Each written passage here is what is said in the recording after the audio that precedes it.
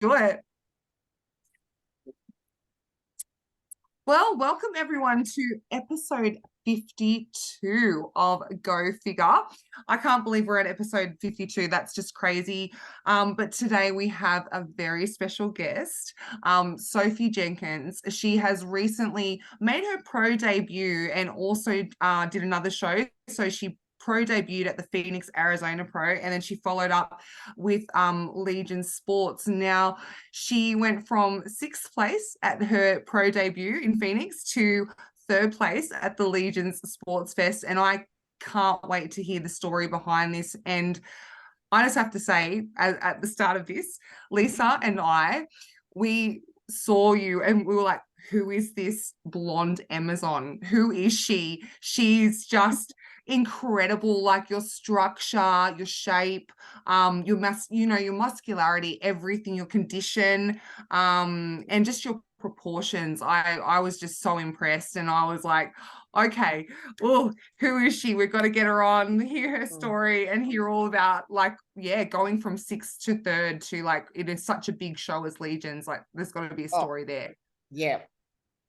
Thank you very much for having me on. I'm really excited. I'm really looking forward to it. Awesome. Well, tell us about you. Who are you? Where are you from? Just tell everyone, about what you're all about. Yeah. So I'm from the north of England, an area called Yorkshire. At the moment, I'm living a little bit kind of further down the country. I've been training about 8 years now. I've done 4 competitive seasons. So I've always had quite longer off seasons. Some of that's because I like to have quite a bit of, downtime. I'm a big foodie, so I like my meals. Oh wait, yes. Yeah. Fellow, here you go.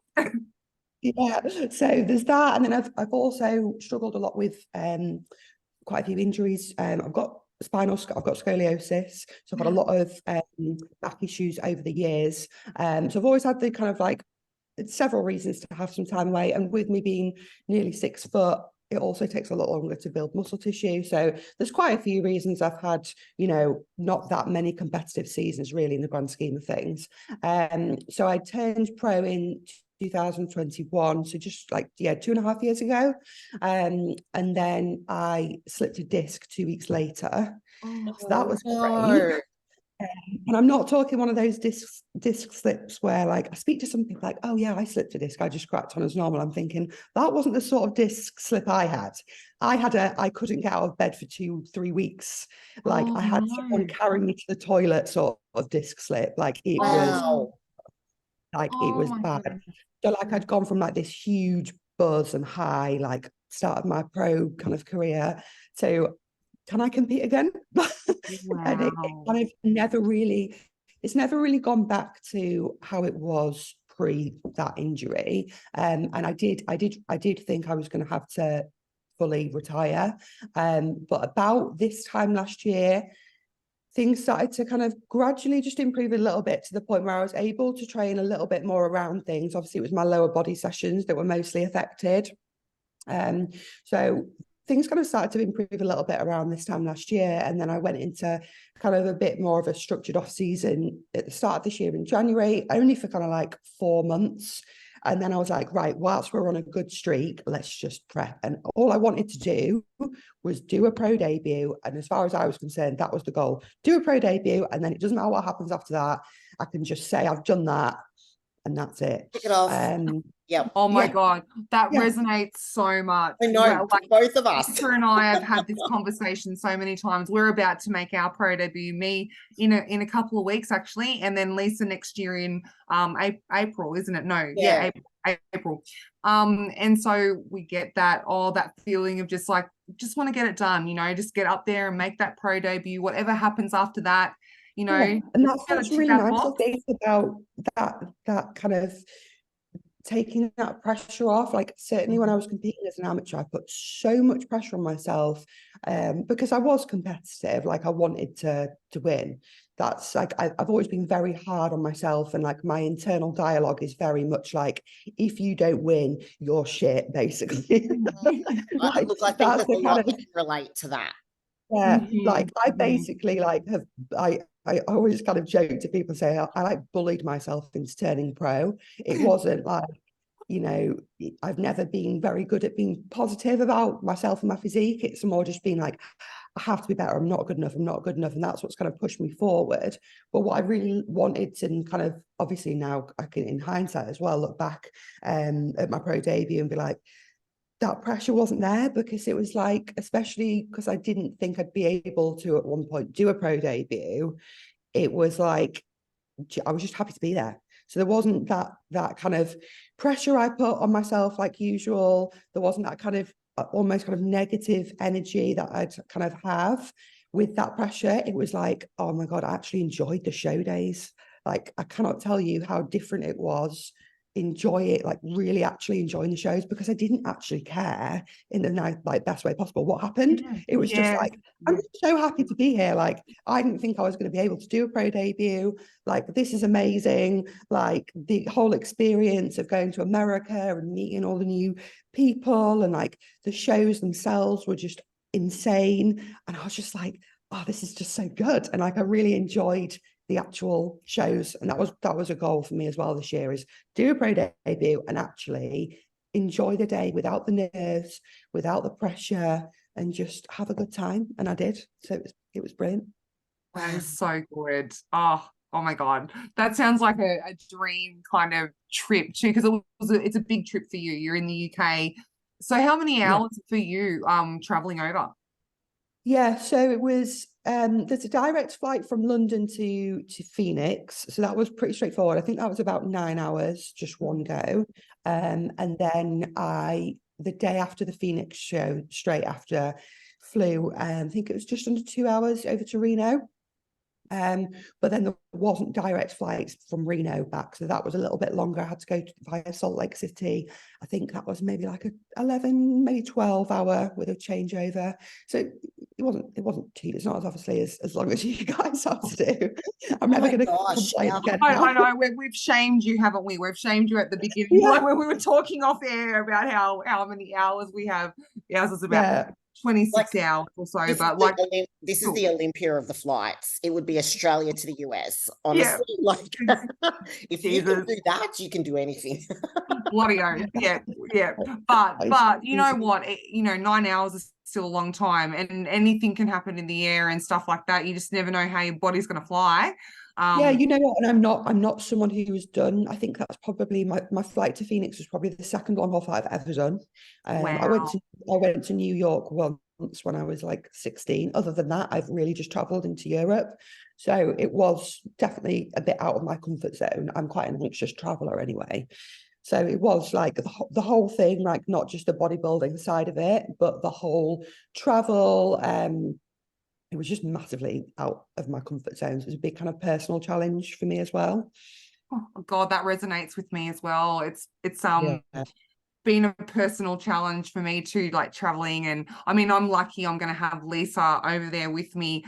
But just the thought of, of traveling alone. Whew. Oh no, yeah, like I mean, I went over to Phoenix with a really good friend of mine, and then I did fly from Phoenix to Reno on my own, and that was a huge personal like achievement for me, because I'm a very anxious traveler. But I think I was thinking, when I kind of planned it, I thought, right, can I actually do this? Like, can I genuinely book this and do this on my own?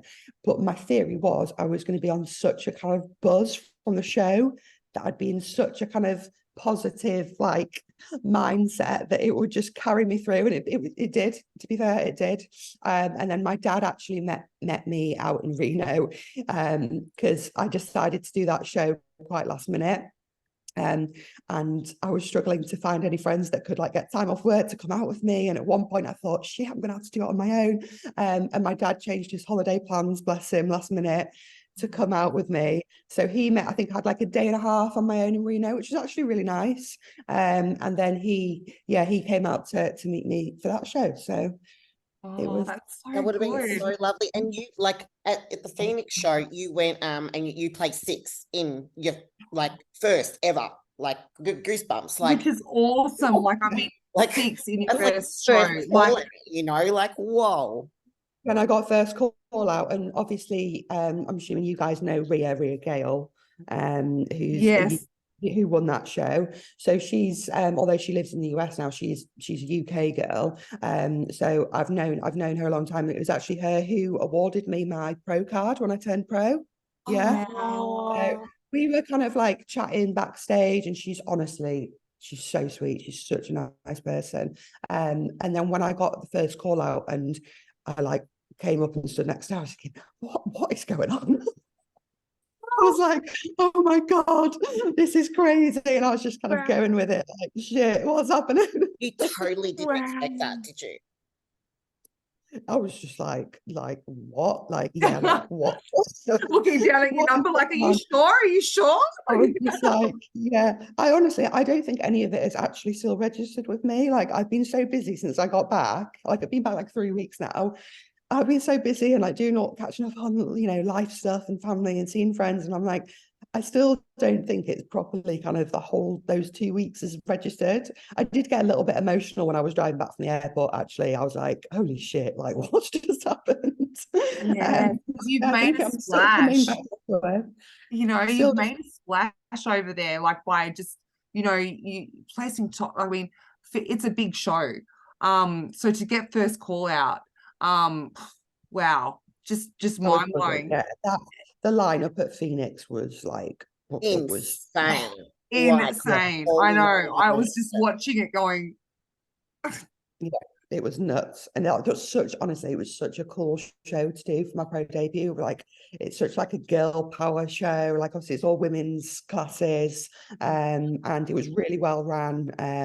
The only thing I would say is that, like, obviously, like, I'm British and I did not cope with the heat well at all. oh yeah. Really didn't cope. But like, obviously everywhere was aircon, so I just stayed inside as much as I could.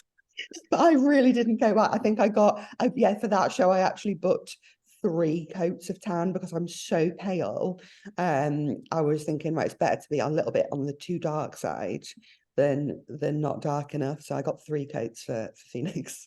Oh God, I think love it looked you. on point, actually. That was Yeah, like a same. good choice I'm on your glad. Yeah, I'm glad you went with the 3rd coat too, because I'm really pale too, so that's a good little tip. It's a really good little tip to do. Yeah, and even if you like, I mean, I didn't do this, but I know some people will kind of like they'll do 3, and they'll actually rinse the first one so they can kind of sleep with that. And it just leaves you've got like a bit of a base coat kind of there, but you don't have to sleep in it. And then you kind of start the normal process after that. Yes. But no, I'm really glad I did that. But yeah, it was very, very hot in Phoenix that week. Oh, I love the hot weather. That's my Mediterranean, Middle Eastern, European blood. Yeah. I got off the plane when we landed, and I was like stepping into an oven. I was like, what have we done? I was like, why did I choose the desert for my pro debut when I can't cope here in England when it's like 25 degrees C. Like, that to me is like hot. I live in Queensland. So Queensland is the north end of Australia. And I used to live in the south, which is literally like 4 seasons in one day, mostly on the colder side, in like Victoria, Melbourne. Okay. And, you'd be lucky if like maybe 10% of the year is over 25, and that's it. The rest of the time it's less than that. And in most cases, like around 15 degrees is your normal weather, 15 to 18 degrees. Yeah. Very UK-ish like that. And then at the start of the year, I moved up north. I haven't worn a jumper in 10 months since being up here. Like, literally, I'm always in singlet tops and what have you, but I love it. My body thrives in the heat. Yeah. No, I was definitely ready for a break when I went to Reno. The weather there was a nice, happy medium, actually, I have to say. Yeah. So yeah. I was about to say, so you play 6, you're like, woo, you're all on high, and then you go, I'm going to do the Legion Sports Fest. And you ended up placing 3rd in that one there. Now, there's a bit of a story, isn't there, that you're going to go into with us? There's a bit of a story, yeah. I mean, I'd heard, obviously you don't see the competitor list until they release it, which is usually kind of like 6 days before. And I'd heard on the grapevine that Jessica Padilla was doing it. So I was like, okay, this is going to be a tough show. I was like, okay. So I was just going into that thinking, right, top 10 would be nice, because again, it was a bigger lineup as well. I think there was maybe like 23 of us at Phoenix, and it was a higher 20s number, I think, at Reno. About 29 at Legions, yeah. It was huge. There was a lot. Yeah, and so I knew obviously Jessica was doing it, and then I also knew Christine, who'd placed, I think she was 4th at Phoenix. I knew she was the little one. Yeah, she's amazing. She's so nice. Oh, so I knew she was doing it, and the others, I was like, I didn't really know any of them, so I was like, you know, it could be, it's anyone's, you know. So I'm thinking, right, well, if I got top 6 at Phoenix, let's just go for the top 10, and then I get to do my eye walk. That was kind of like it. But I ended up, the day after Phoenix, I ended up leaving my coach. There was a bit of drama. I won't go into the full story, but I wasn't happy at all with things. So I ended up thinking, you know what, I'm going to be less stressed, and I know what I'm doing. I'm just going to peak myself for Reno, which I've never done before, ever. I've always done a lot of my own off seasons, but I've always had someone for a prep. But I just thought, especially because I knew what we'd done for Phoenix and how I'd responded to that. I knew what I wanted to do differently for Reno, because although I was like, obviously I was happy with, you know, 6th and all that, I still felt like I wasn't. I still felt like I could have looked better. Yeah. Like I would so full, but almost too full. Like I felt like I was a bit watery at that show. So my kind of main goal with Reno was to get the same fullness, but just have longer to dry out, because we were kind of, the carb load for Phoenix was incredibly rushed, because it was panicked because I was so flat like 2 days out. So it was like, oh shit, right, let's just keep ramming in. Like, I'm not joking, I had 1,000 grams of carbs the day before Phoenix, and I didn't get any what I call like a wash off period. So I didn't have any time on like protein and fats after that. It was literally just like my last meal still was just like 200 carb on I'm the same as you. You need that. You need that. And you need I need the second day after the load. Like, you have it, like, let's say if it's a Monday, you load up on a Monday, even if it was 1,000, then, you know, Tuesday you kind of wash off. It's the next day. The next day you start looking good again. But because I was so flat, because it was left really annoyingly late to carb load me, it was like, that's how it ended up being done. So I was bursting full, like it was to the point where, like, when I was holding my, you know, like my waiting pose at the side of the stage at Phoenix, I was struggling to hold my poses because it was almost painful. I was that full on stage. Which is good, but I definitely felt like I was quite watery. So that was kind of my goal with Reno, was to basically come in with that still around the same amount of carbs, but I then just gave myself enough time. I think I didn't do a full day on low food, because that's when I get a bit stringy. So I think I did like a half a day, just pulling right back to just kind of like protein and fats the day before the show. Pulled my water a little bit early as well. And I definitely looked better for that show, like 100%. Oh my God. But you were on point. Like, and I think that's something that's very smug. You know, sometimes you've got to do things like that, because what you've just explained is something that happened to me 5 weeks out. Remember, Rose, I called you. God, yeah, I remember.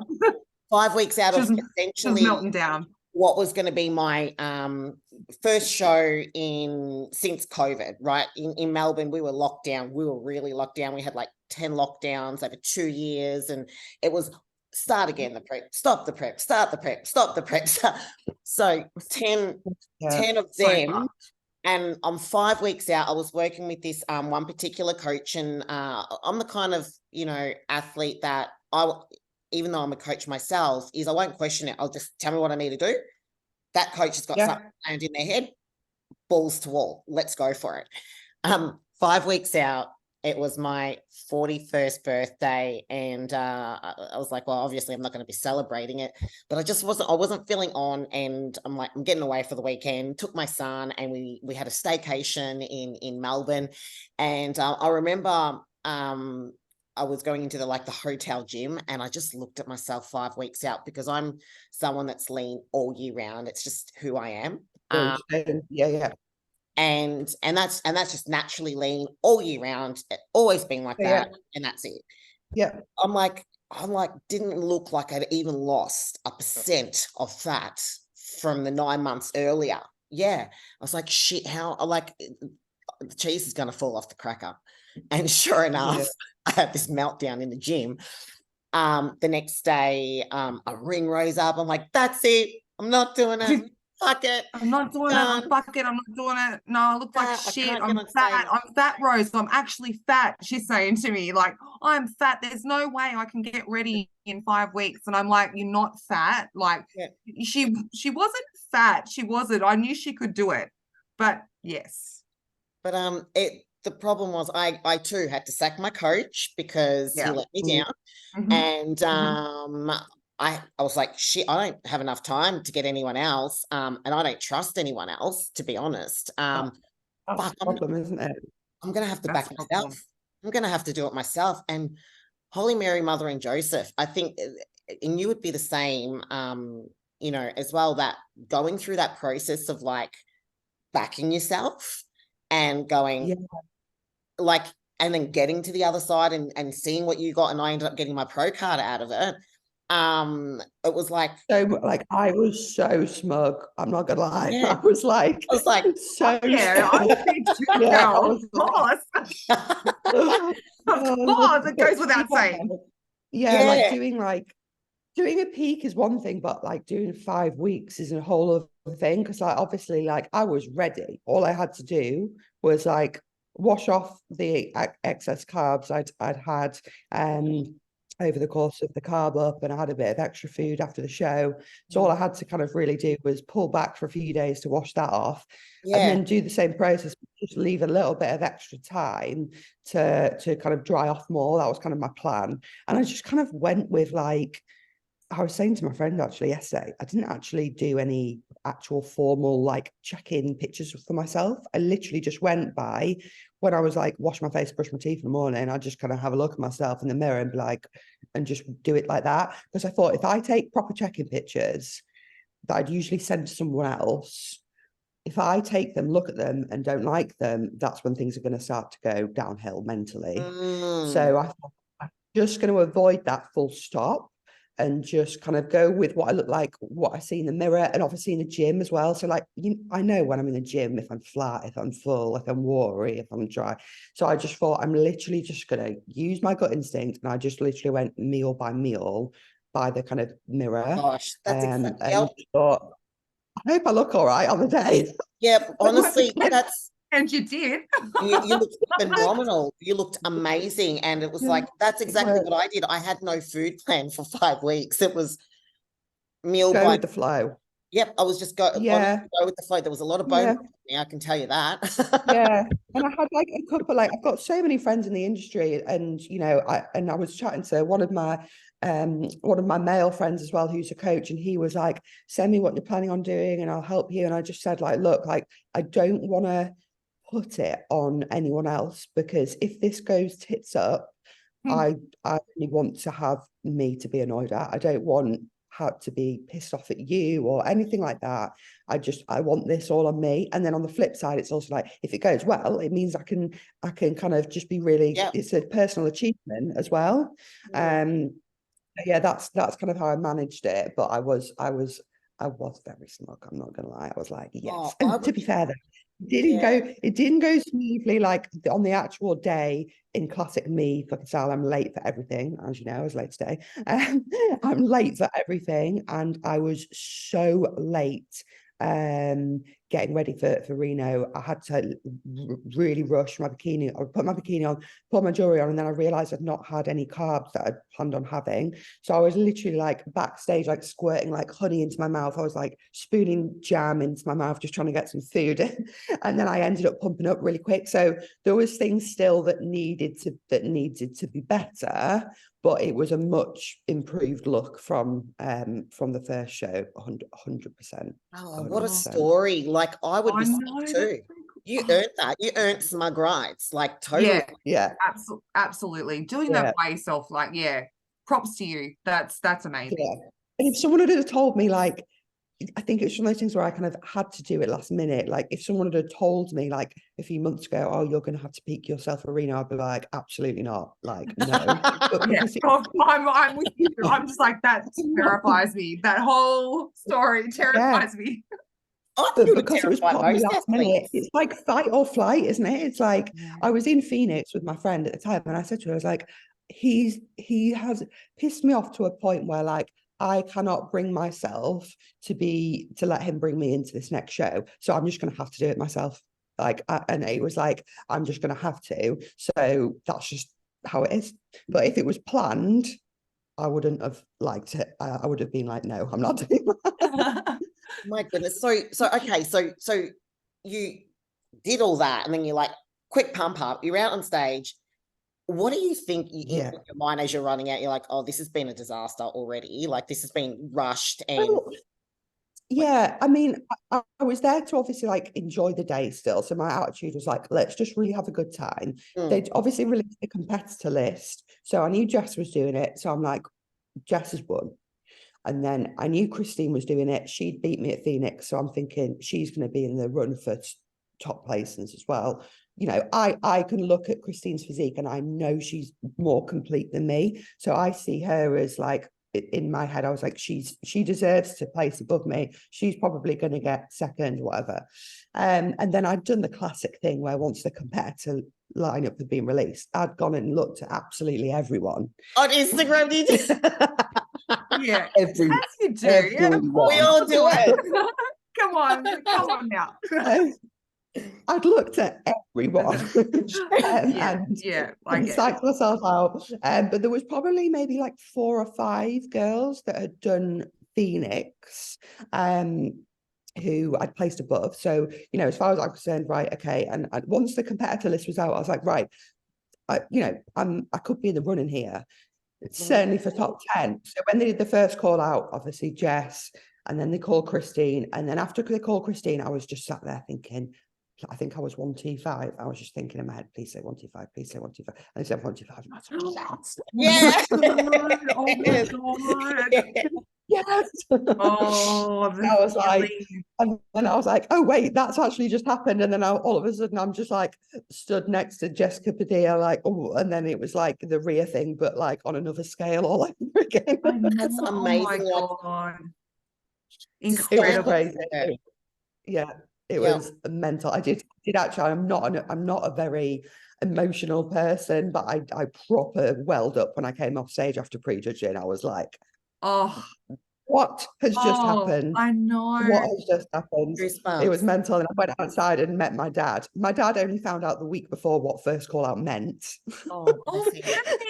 Oh my God, that's so sweet. But because I told him what a first call out was after Phoenix, he knew that I'd done good, because I'd got first call out here as well. So he was buzzing. So yeah, we just went after that. We just went back to the apartment. I think I had a little nap. I was just exhausted.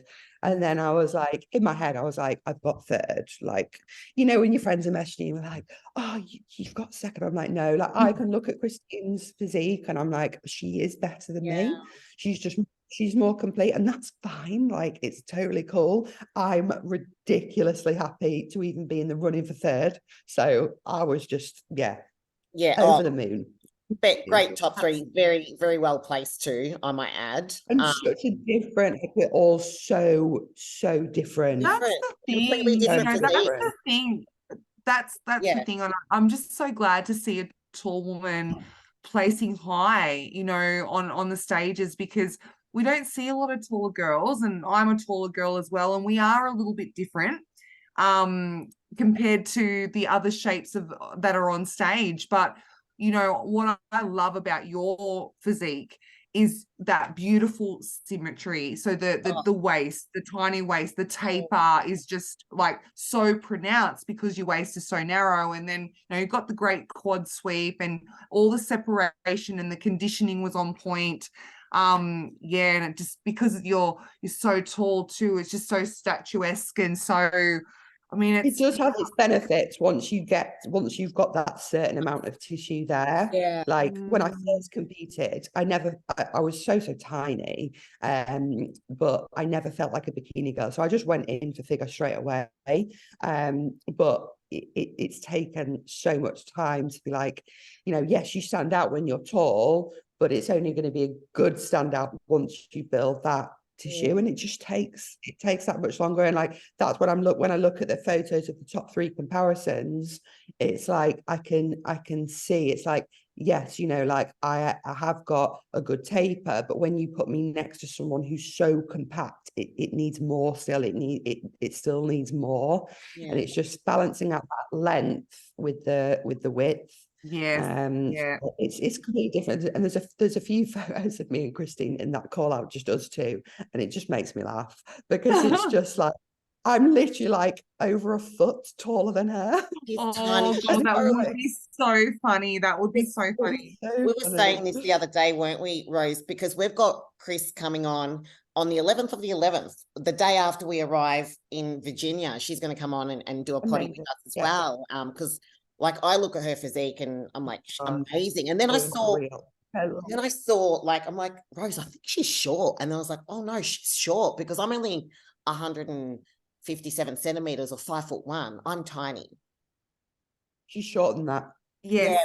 And that's what I said to Rose. I said, she's shorter than me, because she was against, she was against someone that we knew. Yeah, it was someone I can't remember now, but yeah, you were saying she's the same height as me and she was shorter. So she was like, Wendy? she's definitely. Was it Wendy?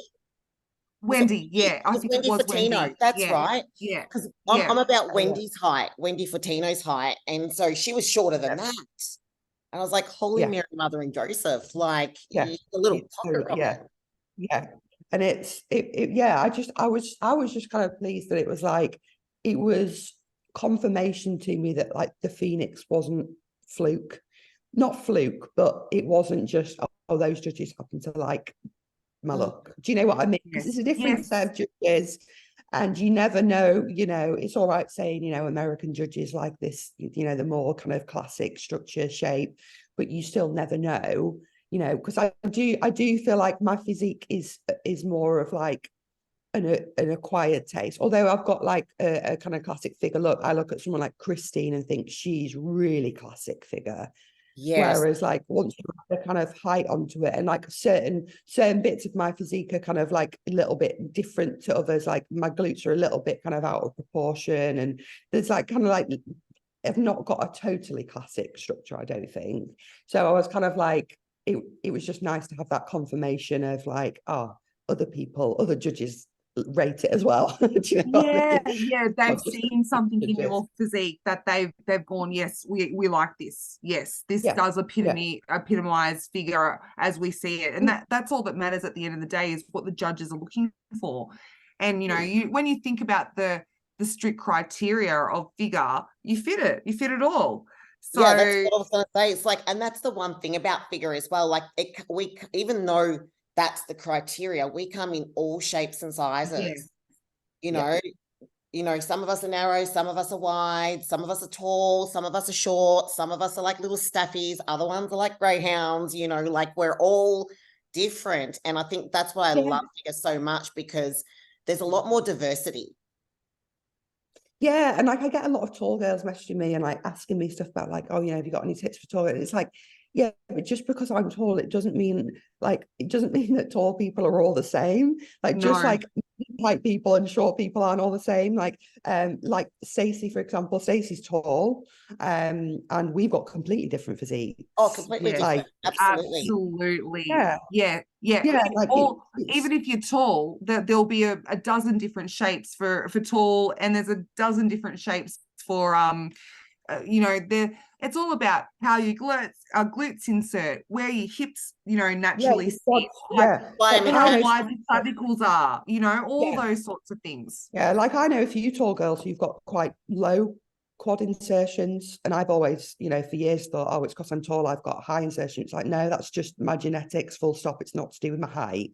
That's just how my quads insert. But because of that, because they are slightly higher, you look at someone like Jess's quads and they're literally like, they come straight out of her knees. So you get that really dramatic swing. Yes. Whereas like, because mine are higher up, it's like, I just need that extra bit of size to have that impact. Because my legs, they are very long. They are very long, but my gosh, They're like very long.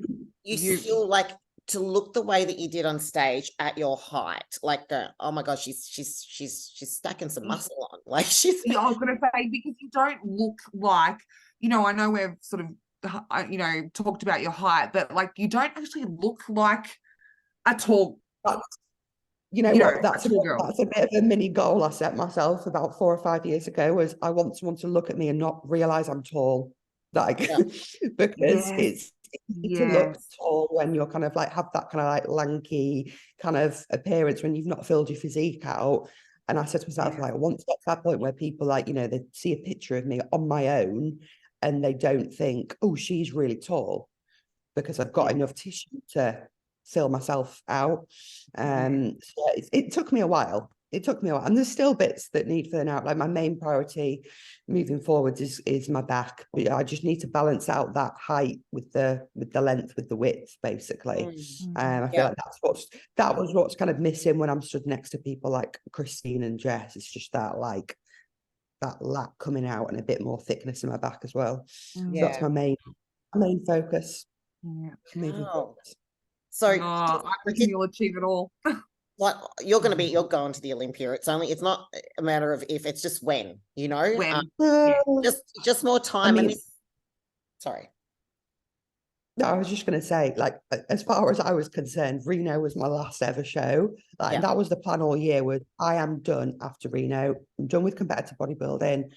There is other stuff in life that I want to do, and I've never been like I've never been one of those bodybuilders who's like completely in the bubble and I've got nothing else going on. Like there's plenty of other things I like to do, and I kind of thought there's a bit of that. There was a bit of, I feel like I've done what I've set out to do, but there was also I don't want to injure myself again because my disc isn't fully better.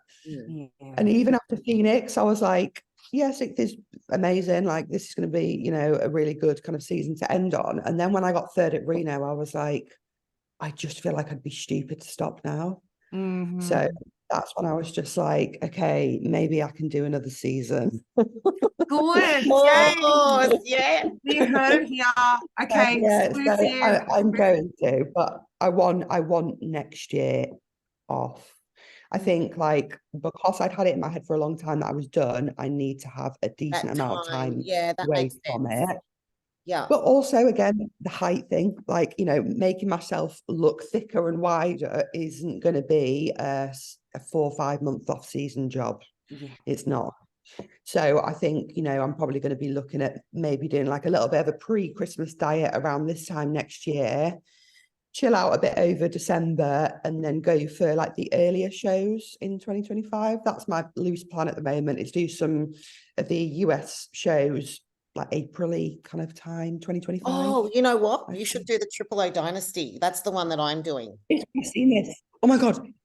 Are you doing that one? I saw that the other day and I was like, I'm going to do that the year after. That's the one. I got goosebumps. I'm so excited about that show. Yes. Amazing. Like, come on, you got Sid, you got Whitney, you've got Andrea Shaw, you got Natalia, you got the full. So good. Right? Yeah. I saw that and I thought, I hope that that's at a similar time the next year, because that would be perfect. So they've got that one, and then the week later they've got the Tri-Cities as well.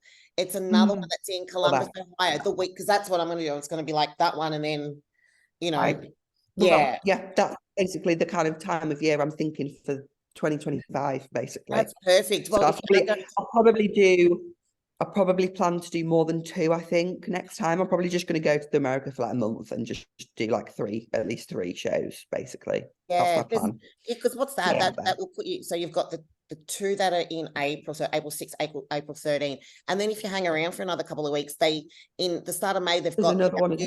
the New York Pro and the Pittsburgh. They've got those two ones, which are like the big, like if the big ones. It's a bucket list kind of show to even like just. Is it? There's the one in Salt Lake City around early year as well. Atlanta. Is that the Atlanta one? No, yeah, it could be. Yeah, I think that it might be end of March. It might be like a little bit earlier. Oh, okay. Yeah, I was thinking those sorts of shows, because I know the New York and the Pittsburgh one are usually like serious. They are big girls. The serious one. How do you're not scared of serious shows? Surely you've been in a really serious show and you placed third against number 2 in the world. Seriously, serious. Come on. Yeah, do you know what?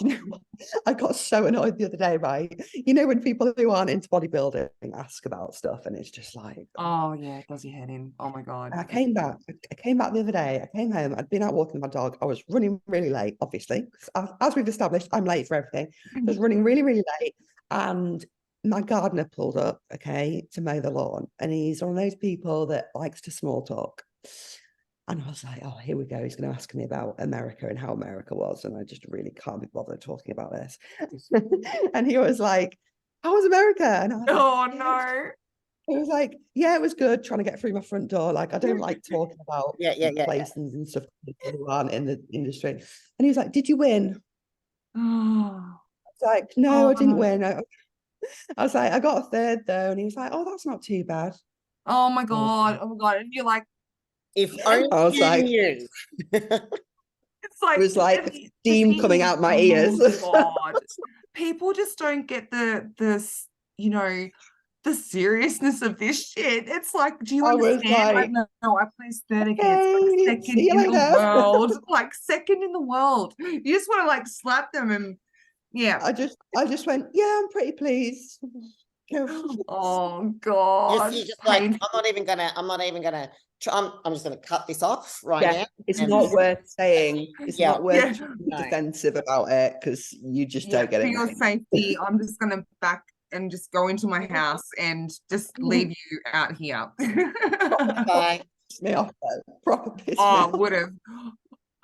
Yeah, I know. You get a lot of silly questions. I live in a really small rural community, and they don't really understand what I do at all. Like, no, I grew up like in like the rural Yorkshire, and I live really rural here as well at the moment. Just in like there isn't a bodybuilder for you're it. That's it. Yeah.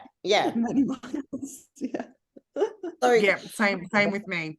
So if you end up going and doing the Triple O Dynasty, you're gonna love Arizona, because that's like the desert. Well, yeah, I was going to say that's back where I was whinging about the heat, wasn't it? Isn't that, You're a glutton for punishment. That's what this is. A glutton for punishment. Oh my goodness. Yeah. I'm like, yeah, because it's actually not far from. Now you said that, I remember actually. It's not far from Phoenix. Is it Phoenix? It's pretty much in Phoenix. Yeah. Is it still that hot in April? Yeah. Yeah. At least I know what to expect. At least I know. Well, look, I like Arizona because I've been doing research. It's like the mecca of bodybuilding. Like, there is just so many pro women athletes in Arizona. Like, just I didn't realize. I thought it would be like New York, or Big Apple, or something like that, which there are, but not like Arizona. It's like where they shoot Femflex Friday, for example. You know, the one that Whitney and Wendy Fortino and Camille do, and Linda Murray, is that show, that panel that they do. It's like, love it.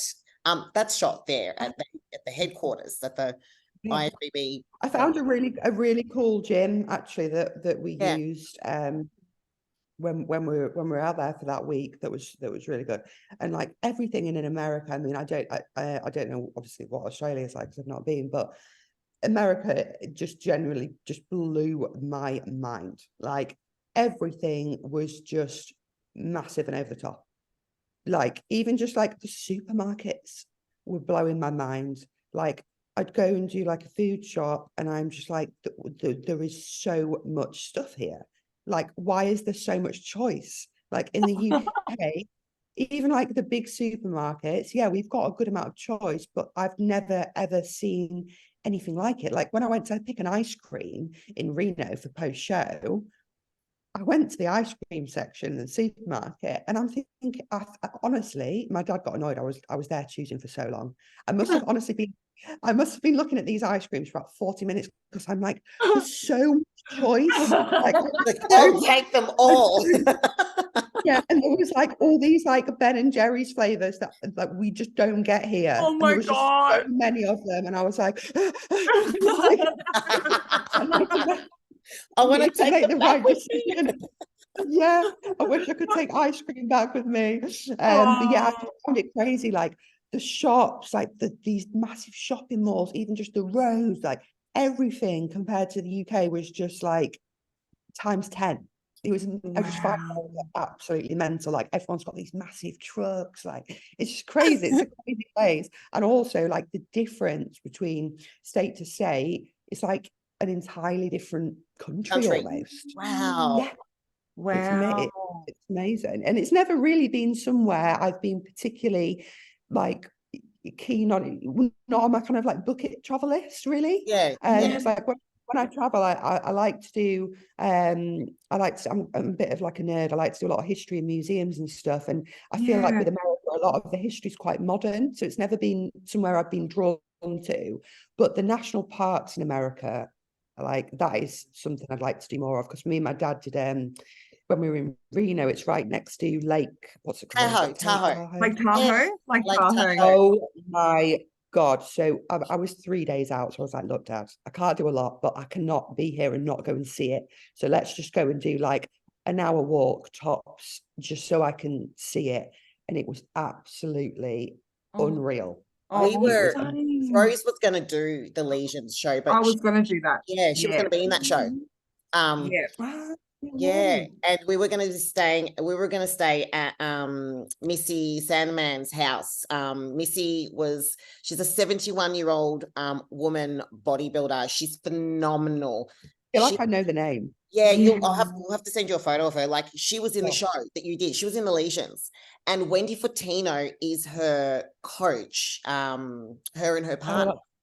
Yeah, I've definitely seen her come up on online. Well, she's got an Airbnb right on the lake, and we were going to stay there. God. Yeah, we had it all booked in, ready to go, and then things fell through. So yeah, some things happened personally, so I had to change the date of my show back. But I mean, thank God I had another show that I could do, which is good. So the prep didn't go to waste. No, honestly, it was stunning. Like Reno is kind of a strange place, I would say. Like it's like a gambling kind of place. So there's if you like gambling, if you don't, there's not really a lot to do. But that was just honestly one of like the highlights of my America trip. It was just jaw-dropping, amazing. I've been told it's that amazing, like it's that good. Yeah. And it's huge. And it's one of those things where you're kind of like, when you get annoyed, you're on prep. Because it's like I wanted to have the energy and be okay to just do like I'm really into hiking. Me too. Yeah. Outdoors. And it's like I was like just kind of annoyed I'm on prep because I just want to be able to just be out here for hours. But we just did like a little mooch for an hour, and classic me, I got sunburned 3 days out. At least you had your base coat. I was so mad at myself. I was like, how have I allowed this to happen? So for like 3 days, I was like sleeping in aloe vera, trying to like calm it down. God. So I wasn't feeling at the show. Oh, God love ya. Well, it has been an absolute pleasure chatting to you, Sophie. I really hope you come back on. I think we would both. I speak for both of us when I say it would be good to have you back on. Yeah. And like so now are you going to be before we go, you're going to be prepping yourself, doing your own thing? Oh yeah, going forward, actually, good point. Yeah. I wasn't going to get someone on board to coaching me until the new year, because I just wanted to kind of step back and, you know, not rush into anything. But I did quite a few consults with a few coaches last week, and I just really clicked with someone to the point where I was like really excited, and I was like, you know what, let's just go for it. Let's just do it now. It'll keep me a bit more accountable over the festive period. So he literally sent me over my off-season plans last night. So we're getting started.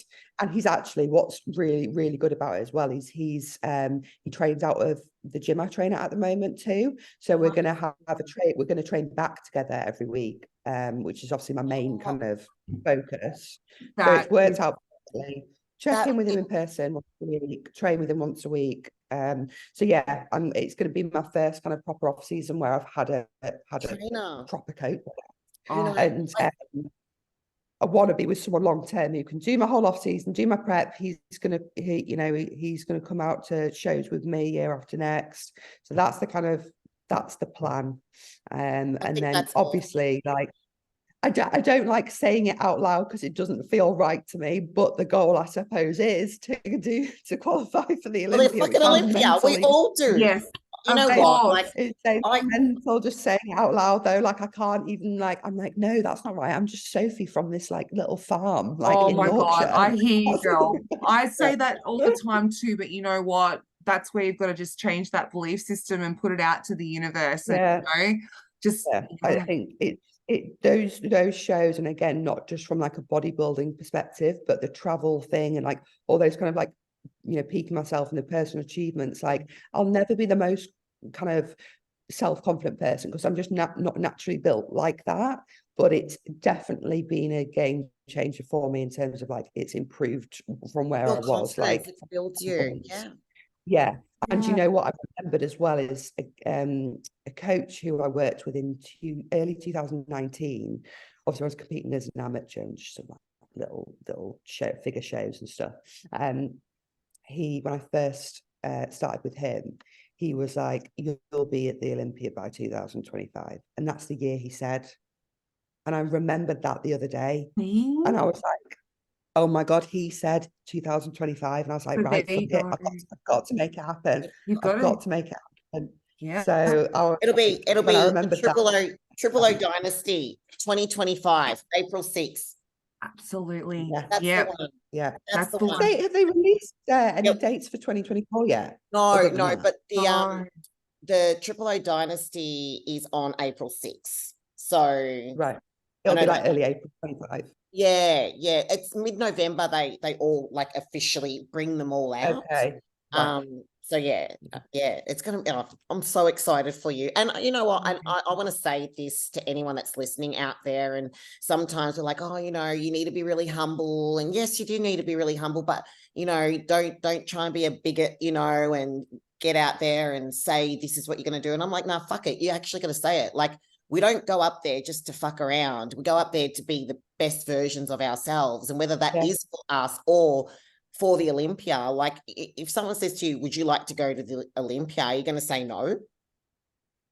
That's the thing. It's like, I think exactly like you say, like I've always really struggled to say things like that publicly or to other people, because you know what it is? It's the fear, I think, because, you know, when you kind of really think about why am I actually worried about saying that? And I think it comes from it's like fear of being vulnerable, because it's like if you then don't achieve it, you feel like you've failed.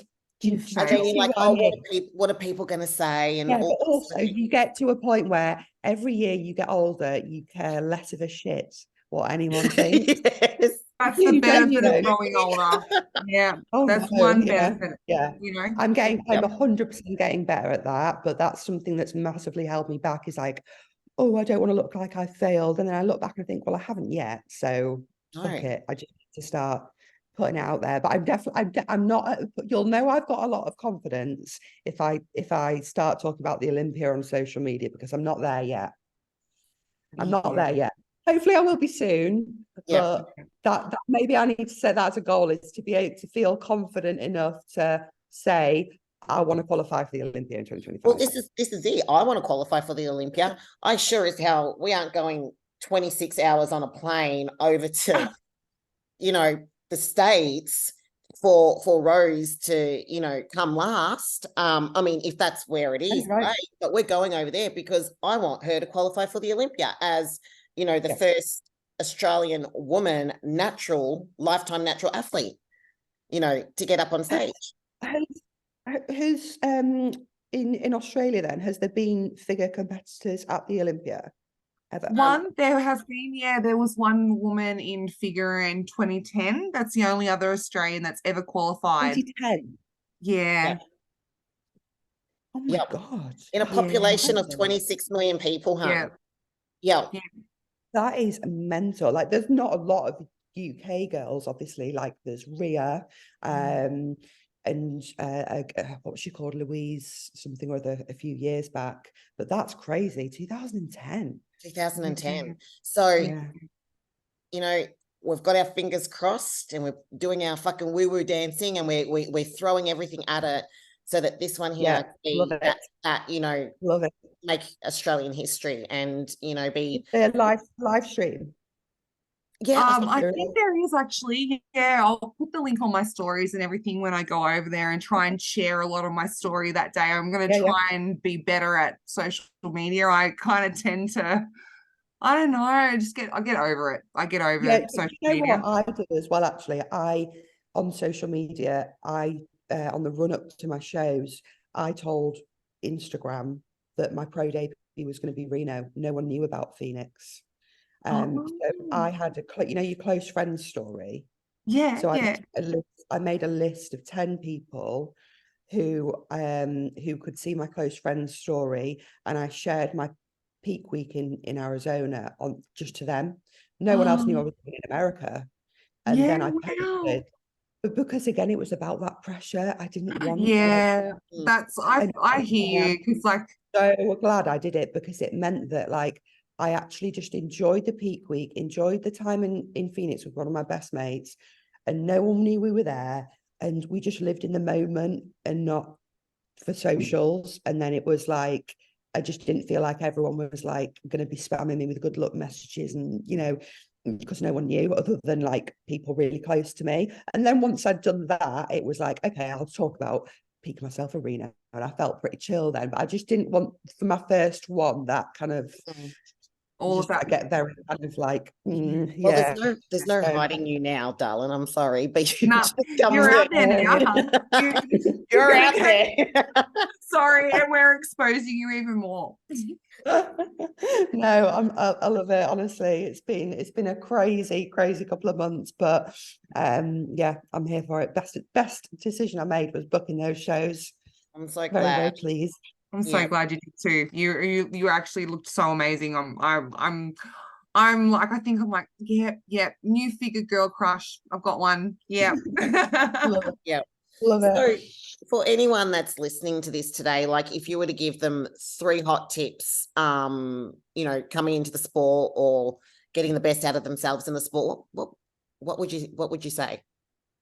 Ooh, what would I say? I think a big thing for me, and something I try and instill with my clients, is making enjoyment, you know, the main kind of factor for longevity. Because I've seen people come in and out of the sport over the years, and I feel like, you know, they go in at 100 miles per hour and then they just burn out and kind of they disappear off the face of the earth 2 years, 3 years later. I think just making sure that both with your food, with your training, just making sure that it's actually, you know, something that you really want to get up and do every single day. And no matter what, injuries, life shit, all that, any crap that gets in the way and you feel like is getting in the way, or you have to take some steps back, just keep going. Because I've had so many health issues, injuries, personal life circumstances, and I've wanted to stop so many times and thought about stopping so many times, but it just makes it even sweeter when you do get to it. It's like you were saying with COVID, the COVID thing, you'll be able to appreciate that. It's like, you know, the more times you get kicked down, it's just, it's absolutely infuriating at the time, but once you get there, that feeling of like reward is just even better. And it So, yeah. kind of builds, it makes you that little bit more resilient, I should say. And it's almost like it helps you level up a bit more, because you're like, well, you want to, you know, the higher you want to go, the more you're you really want it. Yeah. So yeah. Thank sort of you summarize. so Thank much, you. my dear, for coming on. Yeah. You'll definitely have to come on again. Absolutely. Yes, we'll do a follow up. Maybe an off-season follow-up somewhere next year as well. Yeah. 100%. I'm And excited to see where I'll be. that's it. You know, and I'm stoked that you've got a coach that you can work with face to face. That is a game changer. I had one before I moved up as well for years, and it really helped my whole physique transformed. It really is. You just push yourself that little bit harder as well when they're looking after you. You can focus on just being the athlete, you know. Yeah. All right. Well, we'll leave you and love you on that note. Thank you again for coming on board, and we'll see you on the other side. Thanks for having me.